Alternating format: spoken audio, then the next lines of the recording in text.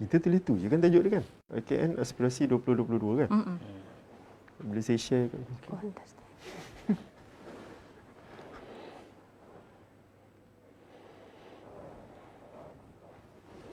macam ni.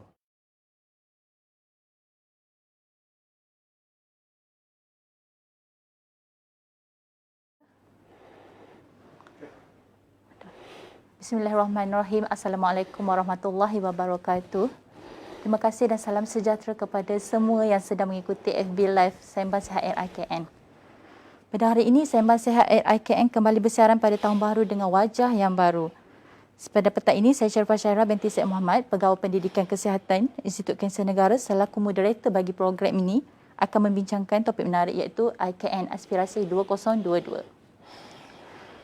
Bagi bercakap dengan lebih lanjut tentang topik ini, kita telah menjemput dua orang panel yang merupakan antara tunjang utama pengurusan dan pentadbiran IKN iaitu yang berusaha Dr. Muhammad Azrin bin Umar selaku Timbalan Pengarah Perubatan 2 dan yang berusaha Encik Amiruzi bin Ramli selaku Timbalan Pengarah Pengurusan.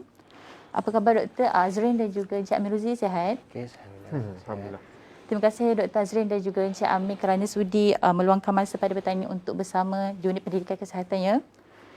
Okay, sebelum kita pergi dengan lebih lanjut, saya rasa eloklah untuk kita lebih tahu terlebih dahulu tentang sejarah ringkas penubuhan IKN, objektif penubuhan, apa peranannya dan sudah tentu ada misi dan visi yang mungkin ingin dikongsikan oleh Dr. dan juga Encik Amir untuk kita ketahui pada hari ini.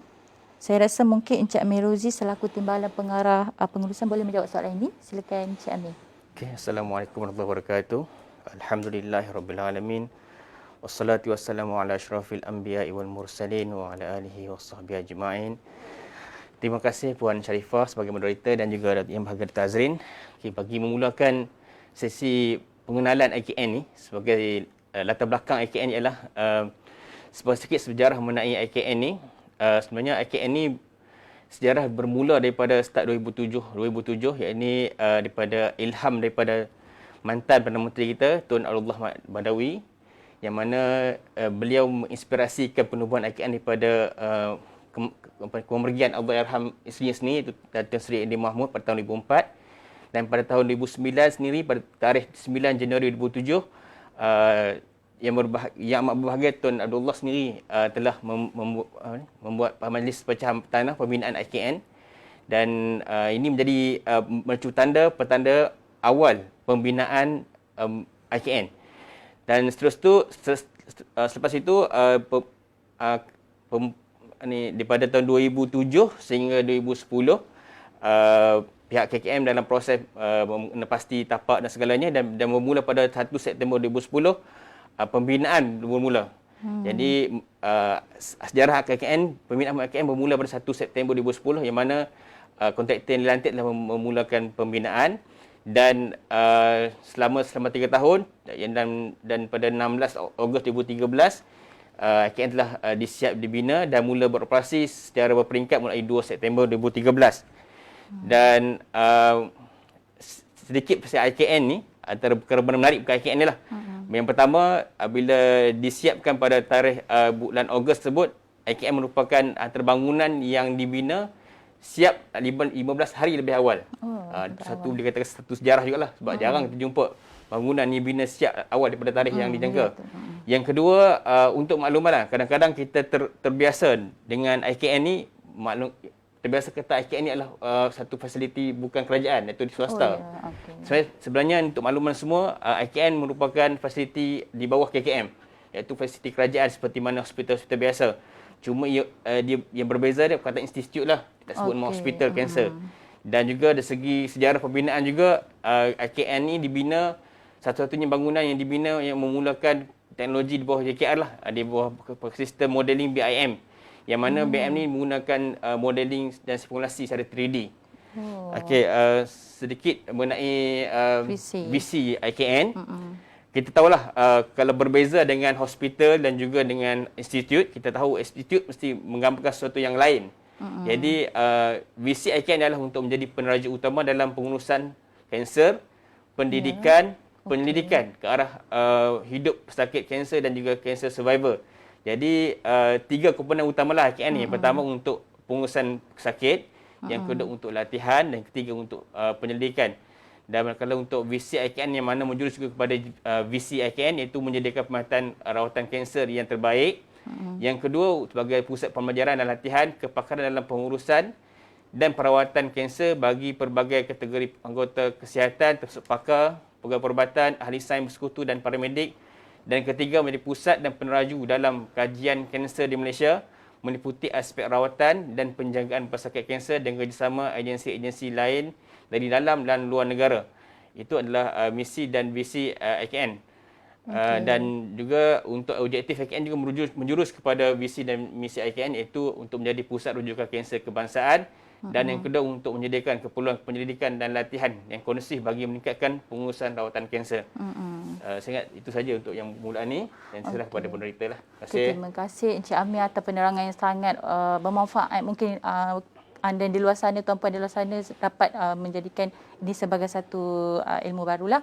Dan Dr. Azrin, sekarang kita pun dah dengar latar belakang ringkas tentang sejarah penubuhan IKN. Jadi bagaimana saya sebagai moderator dan juga sudah tentu masyarakat di luar sana ingin mengetahui apakah bentuk perawatan yang terdapat di IKN ni. Boleh doktor jelaskan kan? Sedia maklum kita mengetahui bahawa IKN ni merupakan salah satu-satunya institusi yang merupakan pusat perawatan khusus untuk pesakit kanser khususnya. Doktor boleh jelaskan doktor? Terima kasih Puan Sharifah. Bismillah, Alhamdulillah. Assalamualaikum warahmatullahi wabarakatuh. Para hadirin sidang pendengar yang dikasihi sekalian. Yang pertamanya saya perlu saya rephrase balik tadi yang disebutkan satu-satunya institusi yang memberi perkhidmatan perawatan khusus untuk kanser. Ayat tu tak salah, betul tu. Tapi saya takut orang salah faham. Di mana rawatan kanser ni bukan semata-mata di IKN tetapi banyak juga fasiliti lain di Malaysia ni, baik kerajaan ataupun swasta ataupun di pihak universiti yang memberi rawatan kanser. Dan rawatan kanser ni kita tahulah dia memang dia ada spektrumnya daripada mula mendapat diagnosis sehinggalah ke sama ada dia menjadi survivor ataupun dia gagal. Kita ambil peluang ini untuk kita kita mendoakan mereka-mereka yang pergi gugur disebabkan kanser dan juga kita mendoakan kejayaan ataupun kekuatan pesakit-pesakit yang sekarang ni sedang melawan kanser.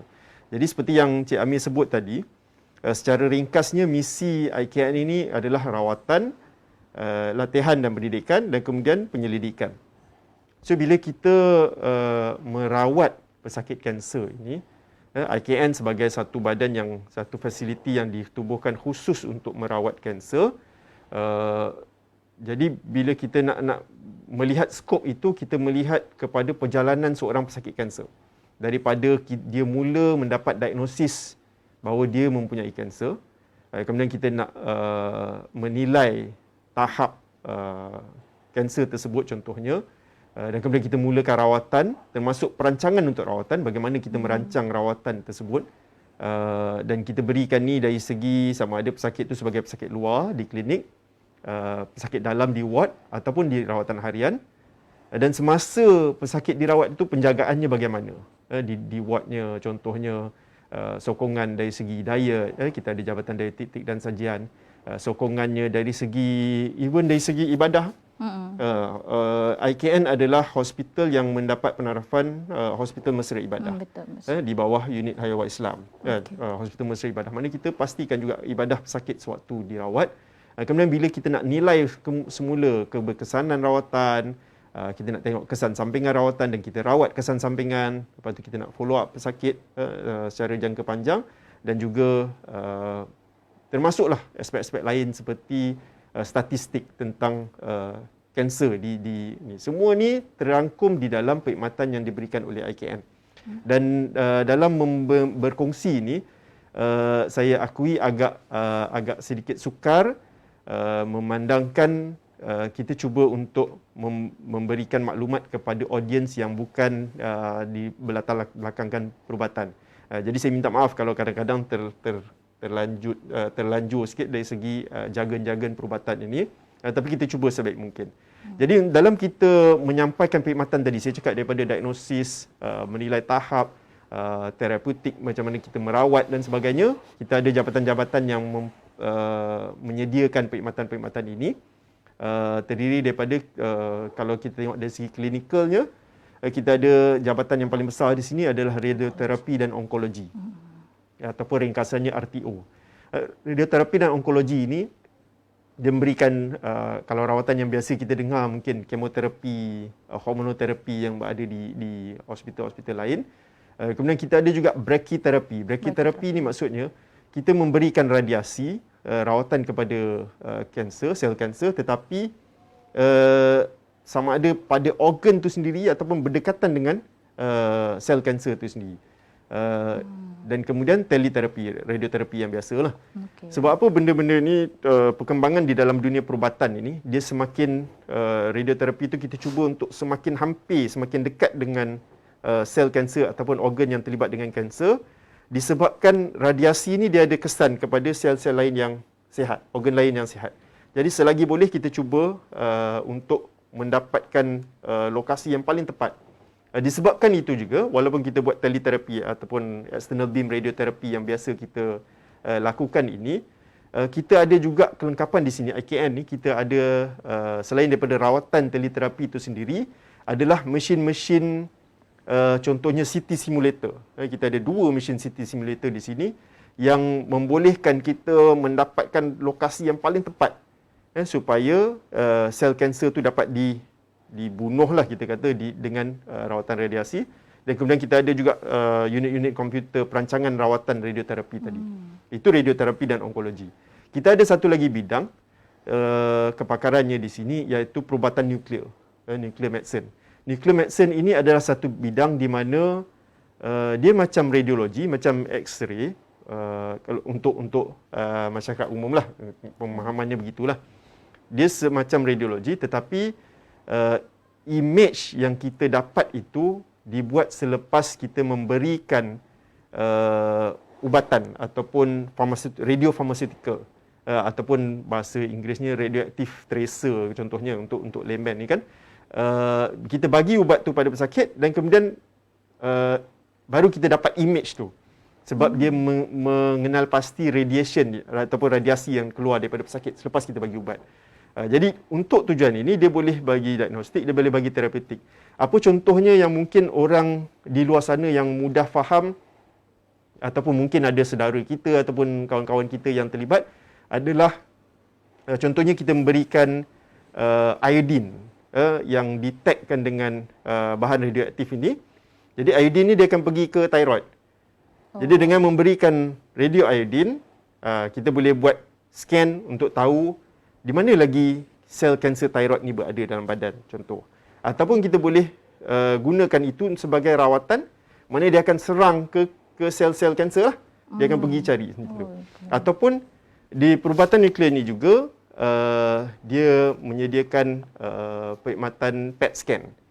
PET scan ni lebih daripada CT scan lah. CT scan yang biasa kita ada di radiologi. PET scan ini, macam tu juga, kita bagi ubatan radiopharmaceutical. Contohnya dia bagi, bahasa mudahnya, gula lah, glukos. Sebab apa gula? Sebab sel kanser ni dia membiak dengan cepat. Sel kanser ni dia perlukan tenaga untuk dia membesar, dia berkembang itu, dia memerlukan tenaga. Tenaga tu dalam bentuk glukos. Jadi kita bagi glukos yang ditekkan dengan bahan radioaktif.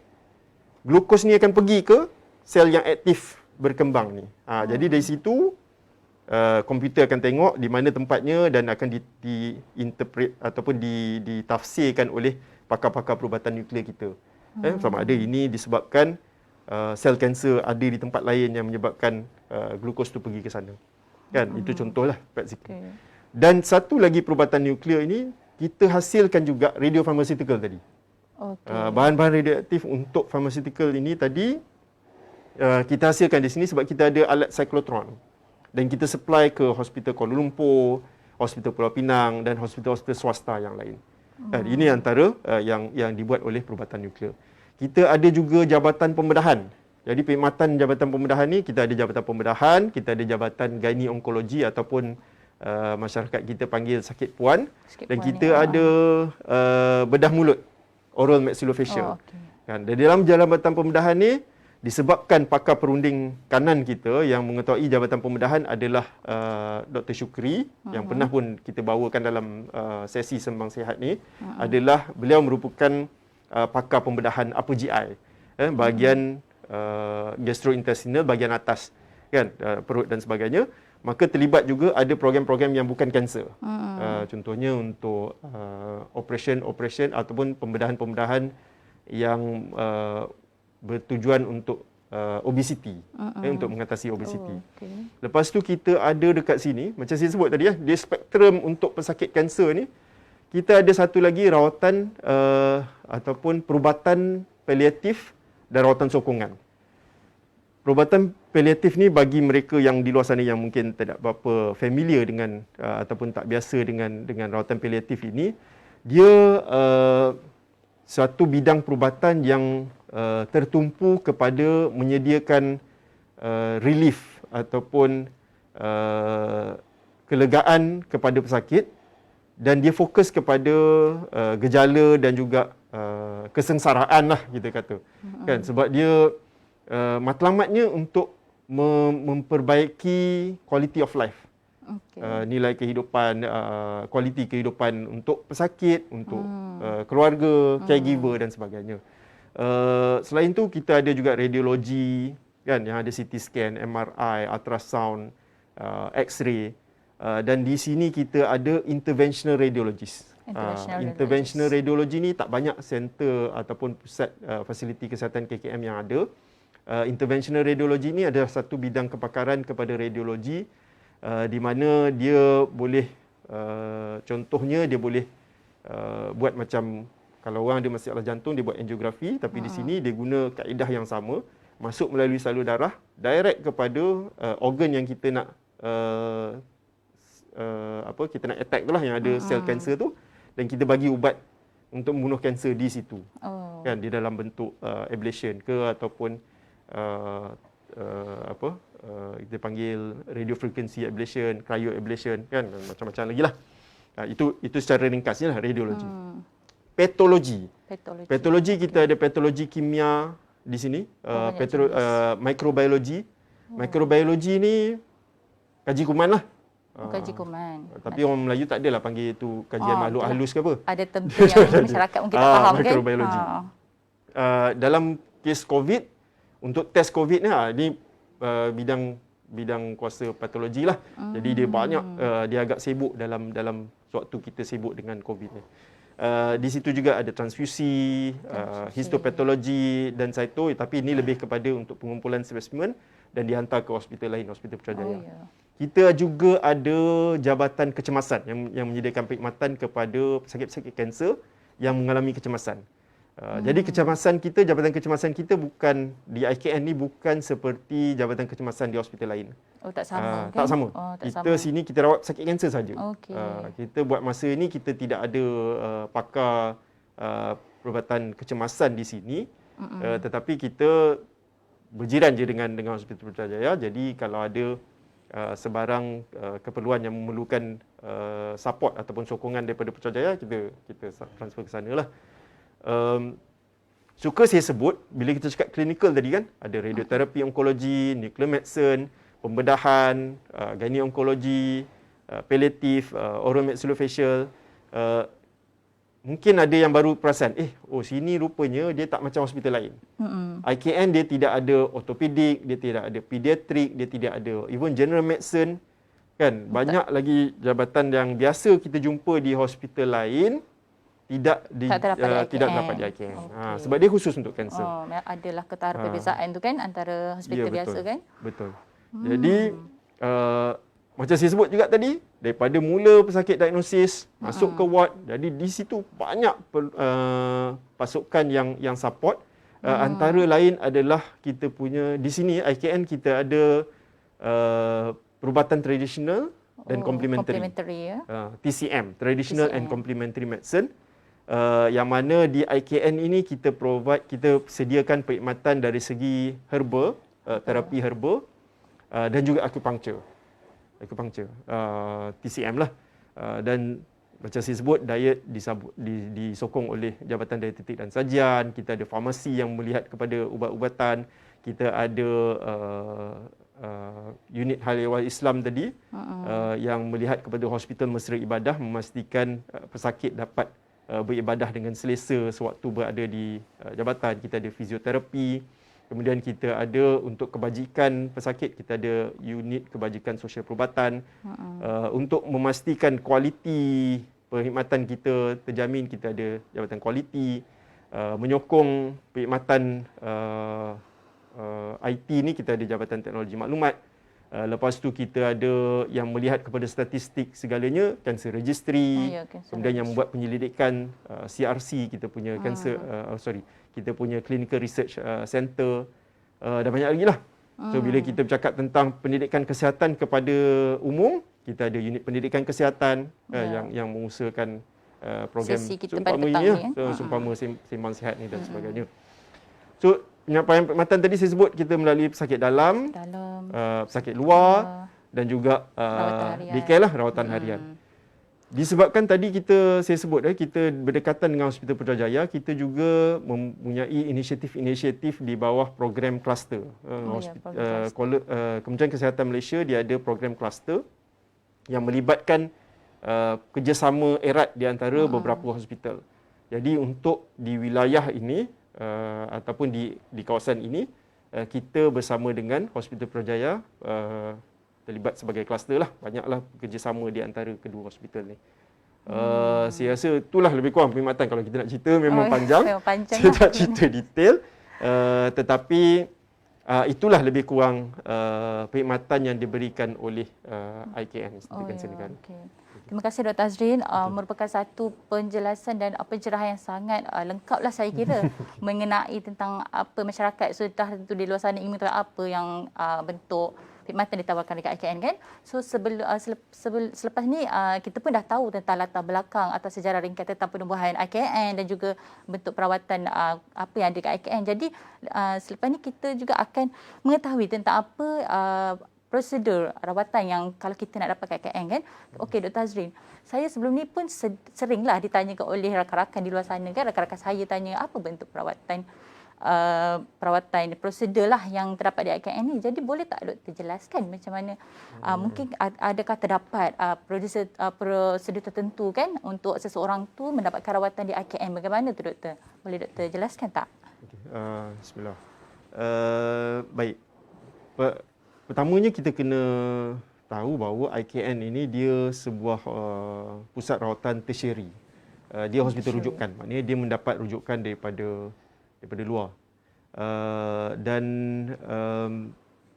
Bila dia bersifat hospital rawatan tertiary ni, pusat rawatan tertiary ni, dia hanya menerima pesakit yang dirujuk. Dia tidak ada walk-in. Termasuk even kita punya Jabatan Kecemasan pun tidak ada pesakit walk-in. Dia yang dikatakan walk-in tu adalah pesakit kita lah, pesakit kanser kita sendiri. Klinik kita, ward kita semua menerima pesakit yang dirujuk. Jadi bila rujukan, maka dia perlulah dibuat daripada satu hospital ke satu hospital yang lain lah. Mana hospital swasta kepada hospital kita, IKN ni, daripada pegawai perubatan kepada pegawai perubatan ataupun pegawai perubatan kepada pakar ataupun pakar kepada pakar lah, kepada kepakaran yang ada di sini. Jadi kalau saya nak detailkan setiap jabatan kita di sini mempunyai kaedah dan prosedur tersendiri. Tapi secara umumnya rujukan dibuat daripada, macam saya sebut tadi, pegawai perubatan daripada hospital kerajaan ataupun swasta ke pegawai perubatan ataupun pakar yang bertugas di sinilah. Cuma perlu diingatlah, saya rasa yang ni perlu juga, sebab semakin banyak kes-kes yang kita temui di mana menimbulkan sedikit rasa tidak selesa apabila rujukan tu dibuat daripada swasta dibandingkan dengan rujukan yang dibuat daripada kerajaan, fasiliti kerajaan. Jadi saya suka untuk kita tekan kat sini bahawa kosnya ataupun charge-nya nanti berbeza lah. Mungkin perlu untuk public tahu. Jadi sebab kita pun termaktub di bawah arahan-arahan kerajaan dan peraturan-peraturan sedia ada yang menyebabkan dan kita pun menggunakan sistem yang menyebabkan kita tak boleh nak ubah sesuka hati. Betul. Kalau dia dah mula tu dia mula pesakit swasta, dia sampai ke sudahlah dia pesakit swasta. Macam itulah.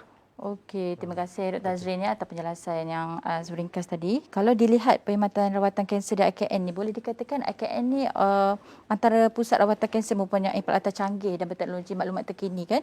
So kalau kita tengok pada teknologi perawatan tu secara automatik kita akan rasa mahalnya rawatan ni. Macam kita tengok teknologi pun dah macam canggih kan, kita pun takut nak mesti mahal rawatan ni kan. So jadi macam mana kita nak bagi tahu dekat masyarakat di luar sana kan, khususnya pada pesakit kanser tu sendiri dalam nak mendapatkan rawatan di IKN ni. Okey, kalau macam tu boleh tak kalau saya minta Encik Amiruzi untuk jelaskan persoalan ni agar semua masyarakat dan saya sendiri pun dapat tahulah macam mana kan. Okay. Sila Cik. Terima kasih Pak Moderator. Saya rasa kita punya penonton hampir 15,000 orang ni dia berminat nak tahulah sebab dengan penjelasan panjang daripada Dr. Azrin tadi, ada berbagai jenis perawatan kita lah, baik terapi, radioterapi, apa segala terapi ada sini. Daripada perkhidmatan utamanya pada perkhidmatan sokongannya, jadi semua orang berminat nak tahu dan perkara yang paling penting orang nak tahu ialah berapa harga dia, berapa charge betul. dia. Jadi seperti mana yang Dr. Azrin beritahu tadi lah, perlu diingatkanlah, kita nak selalu ulang-ulang, IKN merupakan hospital rujukan. Dan rujukan pula akan datang daripada dua pihak lah, swasta dan juga kerajaan. Jadi apabila dua-dua datang, dia akan ada kadar charge yang berbeza-beza. Untuk makluman semualah, kita punya kadar charge di IKN ni masih tertakluk kepada akta fee pada tahun 1951, dah lama dah. Dan juga perintah fee perubatan 1982. Tapi ini sentiasa di review lah di peringkat parlimen. Jadi apabila terima rujukan, jadi dua charge akan berbeza. Jadi apabila dia mula dia rujukan swasta dan charge akan sampai bilik swasta lah. Jadi secara umumnya untuk charge kita ada charge pesakit luar, charge pesakit dalam dan juga charge untuk rawatan harian atau daycare. Jadi untuk secara umum untuk bagi charge untuk rujukan daripada kerajaan, kita bagi untuk yang pertama kali datang dia percuma, dan kemudian untuk rawatan susulan atau follow up dan termasuk juga kos-kos kesihatan adalah RM5. Orang tanya pula kenapa RM5? Kalau di KK RM1. Tuan-tuan kenapa KK RM1? Sebab IKN ke? Jadi IKN ni dikategorikan sebagai hospital berpakar. Jadi charge rawatan ditetapkan oleh pihak KKM RM5 lah.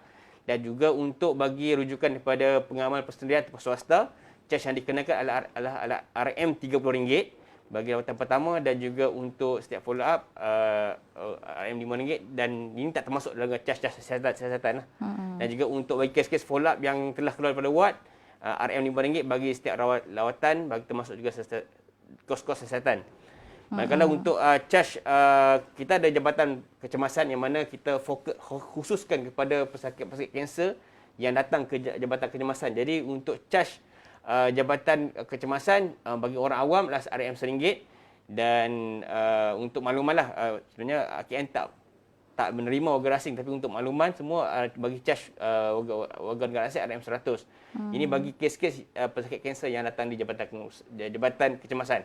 Jadi saya ingat kita punya penonton yang ramai ni akan jelaslah beza antara charge rawatan swasta, persendirian dan juga daripada kerajaan. Saya ingat itu saja untuk charge. Terima kasih. Okey, baiklah Encik Amiruzi. Moga segala pendarahan yang telah dikemukakan oleh Encik Amir harap dapatlah manfaat dan panduan kepada masyarakat di luar sana kan yang sedang mengikuti FB Live kita pada petang ini. So untuk seterusnya adalah berkaitan dengan aspirasi IKN. Ini yang kita nak tunggu-tunggu kan. Jadi saya kira sudah tentu IKN sendiri mempunyai aspirasi dan harapan tertentulah pada tahun ini. Dah berjaya-celik, dah hari ke-12 ya, kita dah menjengah tahun baru hari ke-12 pada tahun 2022 ni. Jadi boleh ke Dr. Azrin ataupun Encik Amir untuk berkongsikan apakah antara harapan dan aspirasi IKN pada tahun ini? Silakan. Baik, terima kasih Puan Sharifah, Encik Amir tadi atas penerangan tentang charge dan sebagainya. Sebelum kita teruskan ni, saya nampak tadi komen daripada Puan Bisalaci Tambusami. Dia kata dia juga adalah pesakit kanser. Kami mendoakan keselamatan, kesihatan untuk Puan Bisalaci dan juga semualah, semua pesakit kanser dan juga semua yang sedang menonton sekarang ni. Saya ambil kesempatan inilah. Baik, cakap tentang aspirasi 2022, 2021 dan 2022, semua maklum dan semua telah pun melalui 2020 dan 2021 yang ramai menyifatkan ia sebagai tahun ujian lah, tahun ujian. Tak dapat kita nafikan ramai yang terkesan, sama ada dari segi penyakit COVID itu sendiri ataupun dari segi kesan-kesan dia, kan, implikasi dia termasuk dengan PKP, lockdown dan sebagainya. Ramai yang terkesan. Dan bila kita bercakap tentang pesakit yang terkesan, bukan sahaja pesakit COVID, tetapi juga pesakit bukan COVID yang terpaksa ditangguhkan rawatan, pesakit jantung saya dengar berapa ramai yang ditangguhkan, pembedahan yang terpaksa ditangguh sekarang ni. Pakar-pakar bedah kita tengah busy, tengah sibuk untuk menyelesaikan kes-kes yang tertunda. Itulah. Apa pun ala kulli hal, 2022 ini adalah masa untuk kita bergerak ke hadapan. Dalam 2-3 hari sebelum ini, saya rasa ada dikongsikan, termasuk oleh Tan Sri Dr. Hisham sendiri, kita punya Ketua Pengarah Kesihatan, berkenaan dengan Nikkei COVID-19 Recovery Index. Yang mana dia melihat kepada kadar jangkitan, kadar penurunan jangkitan, dia melihat kepada kadar vaksinasi dan juga mobilisasi sosial, social mobility ni. Dan dibuat ranking, diberikan markah. Malaysia sebenarnya letak di tempat yang ke-13. Banyak juga negara-negara Asia ni di peringkat yang lebih baik berbanding dengan negara-negara Eropah even. Jadi ini satu petunjuk ataupun petanda yang agak baik untuk kita, mungkin sebagai bekal semangatlah kepada kita bahawa we can do this. Kita boleh hadapi ni bersama-sama, dengan syarat kita perlu bekerjasama.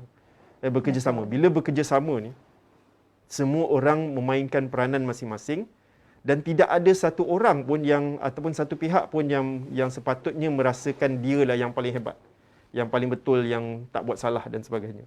Kan? Jadi semua kena memainkan peranan masing-masing. Saya ingat pesan bekas Menteri Besar Kelantan suatu ketika dulu, Datuk Nik Abdul Aziz Nikmat, kan, dipanggil Tok Guru, Tuan Guru, Datuk Nik Aziz. Dia memberikan peringatan dalam bentuk, dia sebutkan dalam satu pinggan nasi yang kita makan, ramai orang yang terlibat untuk hasilkan satu pinggan nasi tu je. Kita rasa mungkin mudahlah pada kita nampak nasi tu kita beli, kita buat, kita masak lauk dan sebagainya. Tetapi dari segi hakikatnya, beras tu saja, berapa ramai petani yang terlibat, yang membeli, yang menyediakan baja, yang bawa baja ke tempat tu, yang membeli, yang buat tali air dan sebagainya. Tu baru cerita pasal nasi, belum cerita pasal ayam. Kan, siapa yang sembelih, siapa yang bela. Makanan ayam tu, dedak ayam tu, siapa yang beli, siapa yang produce di kilang. Berpuluh orang, mungkin beratus orang untuk satu pinggan nasi yang kita makan. Nak menceritakan bahawa dia sebut dari segi konteks, jangan kita mendabik dirilah. Jangan kita rasa kita besar, kita hebat. Tetapi pada saya ini satu bentuk peringatan kepada kita bahawa setiap satu perkara yang berlaku itu dia perlukan kerjasama ataupun peranan masing-masing. Ya, betul. Jadi semua orang kena main peranan masing-masing. Berbalik kepada aspirasi 2022 itu, maka semua orang kena main peranan masing-masing. Kalau yang mana masyarakat umum ni mungkin dari segi pematuhan SOP, dari segi mengambil vaksin, mengambil dos booster. Kalau itu peranan yang perlu kita mainkan, maka kita sama-samalah mainkan peranan tersebut. IKN, Institut Kanser Negara, kita mainkan peranan untuk pastikan perawatan kanser ini adalah satu pada tahap yang terbaik. Kita pastikan dari segi rawatannya, dari segi pendidikan latihannya, dari segi kita kata penyelidikannya tadi, kita pastikan kita buat yang terbaik supaya IKN memainkan peranan dia di situ dan kemudian disokong oleh contohnya fasiliti-fasiliti kesihatan yang lain yang memberikan peranan sebagai kita kata frontliner yang sebenarlah yang merawat COVID. Betul. Lepas tu kita ada pasukan-pasukan keselamatan, contohnya kita ada majlis kesihatan negara, keselamatan negara dan sebagainya. Jadi maknanya semua orang terlibat dan semua orang perlu memainkan peranan. Jadi bila IKN ini dia perlu memberikan perkhidmatan yang terbaik, IKN juga mengusahakan beberapa perkara lah. Macam tadi kita kata Hospital Mesra Ibadah, IKN mendapat penarafan HMI. Kita juga memastikan perkhidmatan kita berterusan. Kita ada satu penarafan yang dipanggil ISO 22301 2019, BCMS, Business Continuity Management System. Yang mana alhamdulillah IKN telah mendapat persijilan tahun sudah, dan tahun ini akan menjalani surveillance kepada pensijilan tersebut, di mana di situ kita tekankan bagaimana IKN menyediakan diri untuk memastikan kita punya kesinambungan perkhidmatan itu tidak terganggu. Dalam apa bencana yang berlaku, apa juga disruption, kalau pun terganggu, kita kurangkan impaknya supaya perkhidmatan itu dapat terus diberikan kepada rakyat Malaysia. Tahun ini juga kami cuba untuk mendapatkan pensijilan ISMS, Information Security Management System. Ini juga satu harapan kepada IKN supaya kita menjadi peneraju lah kepada fasiliti-fasiliti di Malaysia ini, di peringkat kesihatan terutamanya, untuk kita tekankan tentang kepentingan menjaga keselamatan maklumat. Itu ISMS yang cuba kita aimkan supaya dapat kita sasarkan supaya dapat pensijilan pada tahun ini. Dan kemudian kita juga akan mengalami penilaian MSQH, Malaysia Standard in Quality of Healthcare, akreditasi untuk memastikan IKN ini memenuhi standard-standard untuk menjadi sebuah institut kesihatan yang cemerlang lah, yang berjaya memainkan peranan. Jadi itulah dia aspirasi. Aspirasi ini dalam bahasa Melayunya adalah harapan maybe. Satu keinginan yang kuat. Keinginan lah. Kan? Cita-cita lah, cita-cita. Kalau kita sekadar menggambarkan tapi tidak ada usaha, maka dia jadi angan-angan lah, dia bukan cita-cita. Jadi aspirasi ini satu peringatan kepada kita semua untuk sama-sama kita menjaga kesihatan. Saya mendoakan semua tidaklah perlu datang ke IKN sebagai pesakit, kan? Kita tak nak jadi pesakit, tapi sekiranya na'udzubillah benda tu berlaku kepada kita, kepada keluarga kita, pada kawan-kawan kita, Kementerian Kesihatan Malaysia ataupun spesifiknya Institut Kanser Negara, kita akan insya-Allah memainkan peranan pada tahap yang terbaik sesuai dengan slogan kami sedia membantu. Ya, kami sedia membantu tu satu slogan yang agak amat betul, boleh naikkan semangat tahu. Kalau kita dengarkan sebagai anggota KKM sendiri kan. Ya, terima kasihlah kepada Dr. Azri yang atas pencerahan dan ulasan panjang lebar dan perkongsian tentang harapan dan aspirasi di IKN ini sendiri pada tahun 2022 ini. Dan semoga apa saja harapan dan keinginan tadi, aspirasi akan dapat dilaksanakan, dan macam doktor yang cakap tadi, boleh saya rumuskan macam tadi, tanpa usaha dan kerjasama daripada pelbagai pihak dalam memajukan IKN ini juga ke hasrat matlamat utama, iaitu untuk memberikan perawatan dan kesihatan, perkhidmatan kesihatan kepada masyarakat di luar sana, khususnya kepada pesakit kanser. Tanpa usaha semua pihak, benda itu tak akan terjadilah, dan amat pentinglah kerjasama daripada pelbagai pihak berkepentingan kan. Dan boleh dikatakan bersatu teguh bercerai roboh lah, bolehlah kan. Jadi tanpa melengahkan masa lagi, saya membuka peluang kepada masyarakat di luar sana untuk memberikan komen di ruangan FB Live Sembang Sihat IKN ya, untuk mungkin kita boleh menjawab segala pertanyaan yang diutarakan oleh masyarakat di luar sana. Mungkin beberapa komen sini boleh, ada beberapa soalan yang boleh ni. Dan okey, nampaknya tak ada. Kita mungkin akan menjawab beberapa soalan tu di ruangan komen pada masa akan datang lah ya. Okey, so untuk akhirnya,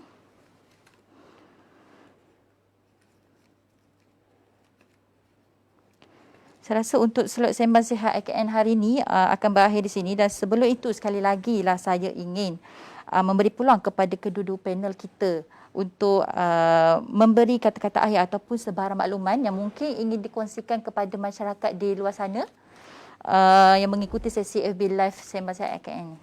Silakan Dr. Azri. Okey. Program ini kita sengaja letakkan di awal tahun sebagai kita kata permulaan, insya-Allah permulaan yang baik untuk Institut Kanser Negara pada tahun ini. Setelah melalui macam saya sebut tadi 2021-2020 yang menguji, kita mengharapkan 2022 ini sebagai tahun di mana kita kembali bangkitlah dan melonjak. Jadi untuk tahun ini sebab kita pun dah kurang dari segi kekangan PKP walaupun kita masih perlu mematuhi SOP, kita aturkan beberapa program hari ataupun minggu kanser berdasarkan kepada sambutan-sambutan ataupun hari peringatan kanser yang lain lah. Tu nanti kita akan update ataupun kita akan kemaskini di laman Facebook kita, laman rasmi Facebook IKN ataupun di Instagram. Jadi yang masih belum follow, masih belum like tu bolehlah. Boleh like, share dan komen. Like, share dan komen di laman rasmi Institut Kanser Negara ataupun Instagram. Cuma yang terdekat ini yang mungkin sekarang ni kita tengah hari kanser cervix peringatan kanser cervix. Tetapi yang saya nak ingatkan ataupun saya nak promosikan mungkin adalah World Cancer Day, sambutan sempena sambutan Hari Kanser Sedunia. Sambutan Hari Kanser Sedunia ni disambut setiap tahun pada 4 hari bulan Februari. 4 Februari setiap tahun 4 bulan Februari dan dia juga dengan kerjasama Bahagian Kawalan Penyakit Kementerian Kesihatan Malaysia, kami akan melaksanakan insya-Allah satu acara larian World Cancer Day 2022. Tapi disebabkan ini kita mesti disebabkan ini kita mesti buat di secara virtual lah. Disebabkan pandemik dan sebagainya. Aktiviti larian ini terbuka pada semua warga negara Malaysia. Ada 3 kategori boleh dipilih, 5 km, 10 km, 21 km. Detail tu nanti kita akan bagilah. Detail tu kita akan bagi, tapi kita buka semua juga, kita buka pendaftaran termasuk yang umur 6 tahun, anak-anak kita, adik-adik kita, 6 tahun bagi kategori 5 km tu, 12 tahun dan ke atas bagi kategori 10 km dan 21 km. Pendaftaran akan dibuka bermula 15 Januari. 15 Januari hingga 15 Februari 2022. Tempoh larian tu daripada 4 Februari hingga 28 Februari 2022. Dia adalah package, dia ada bayaran dia. Penyertaan tu nanti saya rasa kita akan update di laman rasmi IKN. Dia dengan mendaftar di web portal lah, checkpointsport.asia, bermula 15 Januari hingga 15 Februari nanti. Jadi kita sama-sama mainkan peranan. Program ini mungkin dari segi kesedaran untuk mengamalkan cara hidup sihat dan semua ini, penyertaan ataupun sokongan anda ini menunjukkan sokongan dan juga keprihatinan anda dalam memberi makna kepada para pejuang kanser di luar sana. Cancer survivor kan? Ya. Jadi begitulah yang terima kasih Doktor. Macam itulah yang seperti yang dijelaskan oleh Dr. Azrin tentang beberapa aktiviti yang mungkin akan dilaksanakan pada masa terdekat ni ya.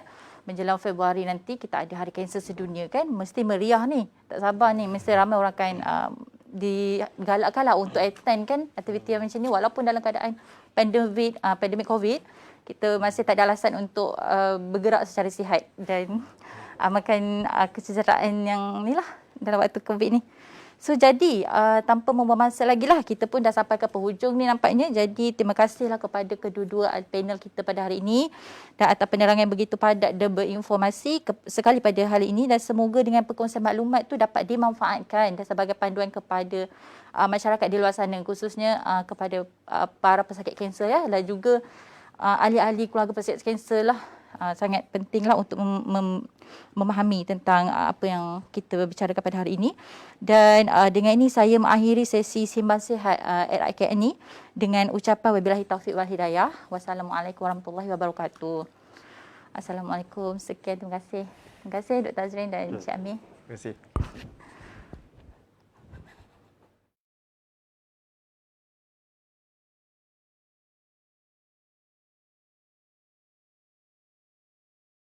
Tahu lah nak cakap apa tu.